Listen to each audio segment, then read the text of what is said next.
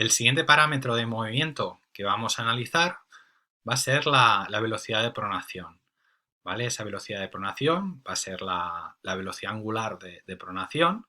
Teníamos el rango de movimiento que le hemos llamado la excursión de pronación, ¿no? Y ahora vamos a lo que es la velocidad angular de esa pronación.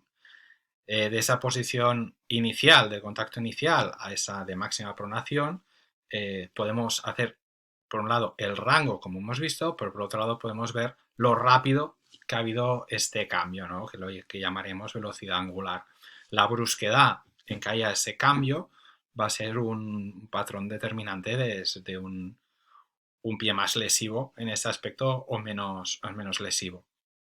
En la misma comparativa que teníamos antes de las Pegasus como las Nex, vemos la gran diferencia que tenemos entre una zapatilla y otra en cuanto a velocidad de pronación, ¿no? En una tenemos 412 grados segundo, en la otra nos vamos a los 734 grados segundo, ¿no? Lo que muchas veces cuando hablamos de un calzado u otro decimos si es adaptable ese calzado a todo el mundo o no. Una explicación podría venir si he utilizado un mismo paciente para hacer este análisis, pues que si ese paciente tiene esa capacidad de poder repetir esa brusquedad en cada uno de sus pasos, vamos. Los rangos que nos dan de referencia en este caso van a ser entre de 200 a 900 grados aproximadamente, ¿vale? Si como recordatorio, si hablamos de velocidad angular, ¿vale? Que en este caso tendríamos muy marcados cuál sería la posición inicial de este ángulo y esa posición final de ángulo y el incremento temporal entre uno y otro, como sería el contacto inicial a la máxima pronación, en este caso del acelerómetro, pues hemos puesto aquí como recordatorio, ¿no?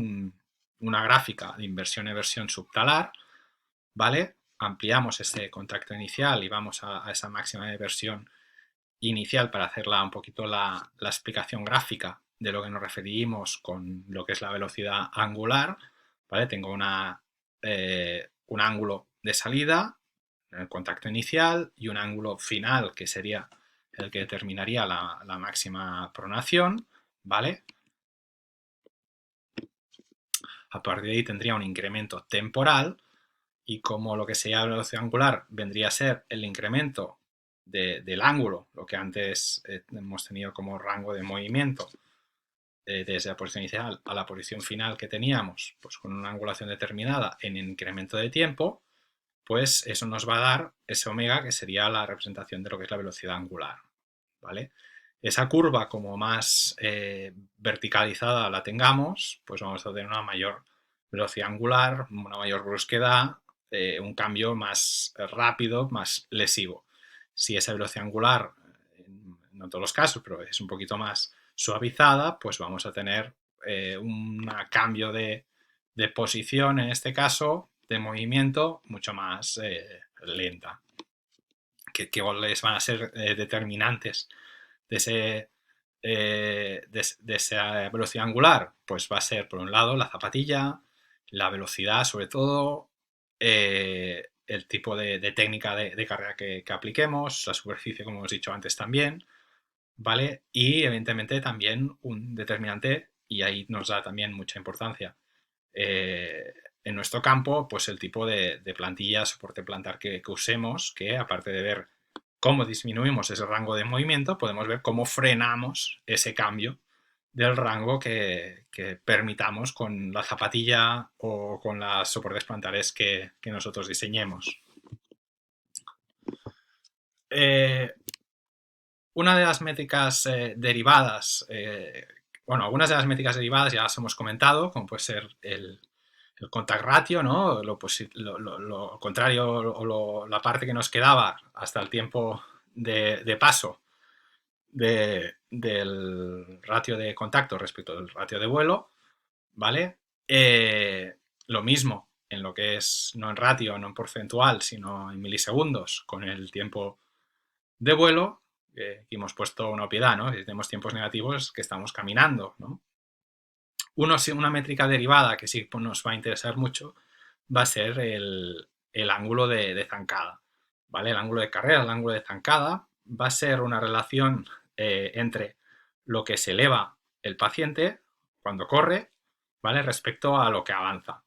Esa relación las trabajan de la siguiente manera. Yo tengo una h, en este caso altura, que viene determinada, de ahí que viene la métrica que dicen Derivative Metrics, determinada por el tiempo de vuelo, con esa formulita que veis aquí a la derecha, ¿vale? La gravedad por el tiempo de vuelo al cuadrado partido entre 8, eso nos da la altura que se ha elevado el paciente y la longitud de paso, es decir, la longitud que tenemos de zancada, lo que nos va a indicar es todo lo que ha avanzado el paciente y todo lo que se ha elevado. Esa relación nos da una curva con una tangente y esa tangente tiene una angulación. Esta angulación que veis ahí en el símbolo lo que nos va a indicar es lo que ha avanzado o no ha avanzado ese paciente. ¿Qué nos va a interesar? Pues nos va a interesar el paciente que vuele mucho, sí, y que avance mucho, porque si vuela mucho y no avanza, pues voy como haciendo un trozo de cochinero, ¿no? Que puedo levantarme mucho para arriba, pero no avanzo, ¿vale? Si tengo, por ejemplo, un paciente que me va pues con un ángulo muy bajo, como veis aquí abajo, en la parte inferior, veremos que tenemos un paciente que, como básicamente no se ha elevado casi nada, va a caer mucho antes, ¿vale? A diferencia del de arriba, que vamos a tener un paciente que se eleva mucho, pero falta ver cuánto nos avanza.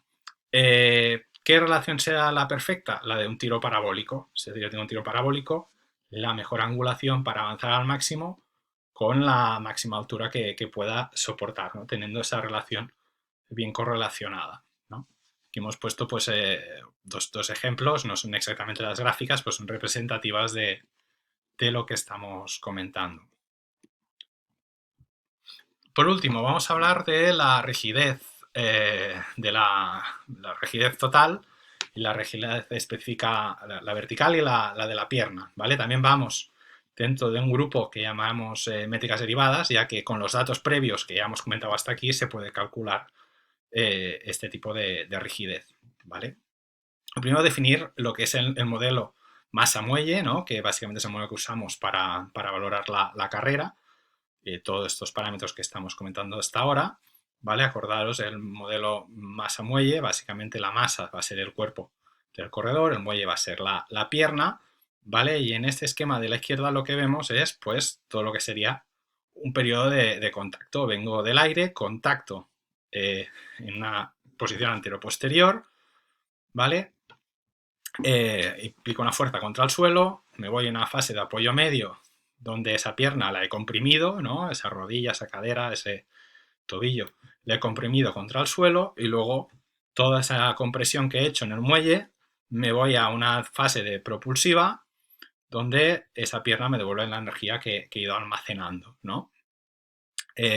Como veis así en línea discontinua, ¿no? Esa redonda simboliza el centro de masas, ¿vale? Cómo se ha comprimido en la fase media de esas tres patas que hay aquí dibujadas, ¿vale? Y en esta diferencia que de ese centro de masas lo que se ha producido es un cambio de posición que determinaremos como compresión, ¿vale? El valor que nosotros damos a la rigidez, digo, la simbología, el símbolo que utilizamos para la rigidez es la K, ¿vale? Si miramos la definición pura y dura, rigidez va a ser la resistencia de un objeto o sistema a cambiar de longitud tras aplicar una fuerza. Nosotros aplicamos la fuerza, en este caso, que nos viene el paciente corriendo y aplica una fuerza de reacción contra el suelo, ¿vale? Se produce esa compresión de esa pierna y en esa compresión el centro de masas pues se ha comprimido y tengo desde una posición, como veis, que hemos puesto aquí, L0 a L1 o de una posición de longitud inicial a longitud final de esa estructura, ¿vale? Que ha habido una variación, ¿vale? Entonces lo que es la rigidez y tal como la mediremos va a ser, por un lado, la fuerza que ha aplicado contra el suelo, esa fuerza máxima que ha aplicado contra el suelo, partido por el incremento de longitud, lo que se ha comprimido ese muelle. Y eso es lo que vamos a llamarle rigidez. Como os decía, tenemos dos tipos de rigidez. Por un lado tenemos el rigidez de este muelle vertical, ¿vale? Que tenemos diferentes maneras de medirlo, ¿no? La más habitual es mediante una plataforma de fuerzas y un sistema de visualización, si puede ser 3D ideal, si no pone algún marcador, con un sistema 2D podemos apañarlo. ¿Vale? El cálculo de esa rigidez de la pierna, perdón, rigidez del muelle vertical va a ser la fuerza máxima que ejerzamos contra el suelo por el incremento de ese centro de masas. ¿Vale? ¿Cómo lo realizamos? Un test que está aceptado y aprobado va a ser un drop jam. Un drop jam es caer de un cajón de unos 20-30 centímetros, no tirarse, dejarse caer, y cuando caes en el suelo, pues hacer un salto para arriba, ¿no? En este caso, lo que dicen los estándares, pues con las manos a la cintura para no ayudarse de la fuerza de los brazos, que sería otro tipo de test.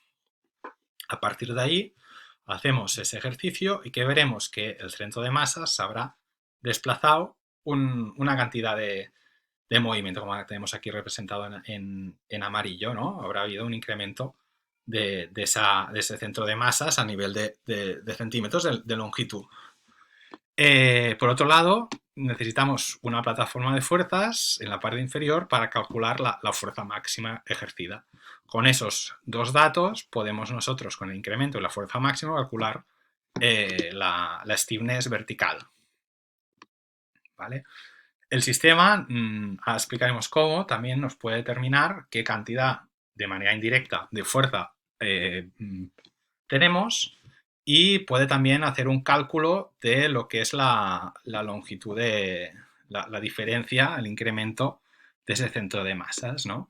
Y nos podemos determinar que tenemos, por ejemplo, aquí en el paciente superior, a una velocidad un poquito más alta que el inferior, pues 19,4 kilonewtons metro, ¿vale? A diferencia del inferior, que va un poquito más lento, de 17,8 kilonewtons metro. Siendo en este caso los datos del mismo paciente, lo que nos indica eso, y no solo eso, sino que ya siempre es un factor determinante, es que lo que es la velocidad y la cadencia es un determinante para aumentar esa K vertical, esa rigidez vertical. Por otro lado, tenemos la rigidez de la pierna, ¿vale? En este caso, la rigidez de la pierna se calcula mediante la longitud de esa pierna, ¿vale? En ese momento inicial, así vemos cómo se comprime esa pierna en el momento de máxima absorción de esa pierna, ¿vale? Y aplicamos también la fuerza máxima que se ejerza contra el suelo. Ahí tenemos estos tres factores. ¿Qué nos pasa con lo que es la rigidez? ¿Cómo podemos llegar a calcular eso?